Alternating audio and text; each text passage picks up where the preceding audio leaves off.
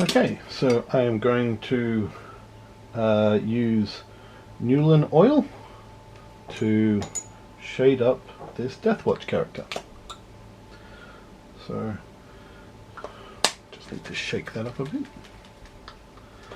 So what I personally find is that I use a lot of Newlin oil. So I use a fairly large brush and let it soak up lots of Newlin oil. And then I just go nuts. And you can see it's filling in all the recesses and making everything shaded and darkened a bit. But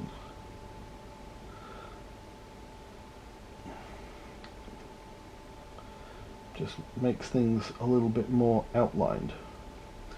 And I'm using Newlin oil as opposed to a brown wash or something like that, and I'm going to do this across every part of him, even his head, just because I find these guys need more shadows, which is odd because they're all black in their armor anyway. But even on the head, give him a swash of Newlin oil. Might make him look a little bit too dark, but that'll get fixed up when we get to the highlighting step. So you want to try and only do one layer of Newlin oil on each area, because otherwise it will shade it too much and you'll lose some of that base coat colouring that you've gone for. Now, this is one of my first videos, so I'm not particularly good yet at the making sure this stays in focus for the camera, so if it's not in focus I do apologize, but it is kind of hard to go back on these once you've done it.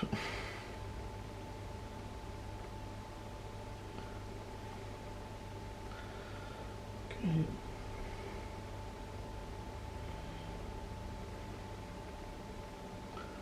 So make sure you get lots of it into the areas that need darkening up. But see these nozzles, they've probably got a bit too much in them. So, but rather than using like a cloth or something to wipe it up, we're still going to use it on the model. So we use the brush as a sponge to soak it up. Okay, so now I've just got to do these legs. And I've done that shoulder pad. Inside his crotch and his underarms. And the good thing with these washes is that if you've missed anywhere with the main colour of paint, they will hopefully get in there and shade it up for you, and so you won't even notice that you fucked up.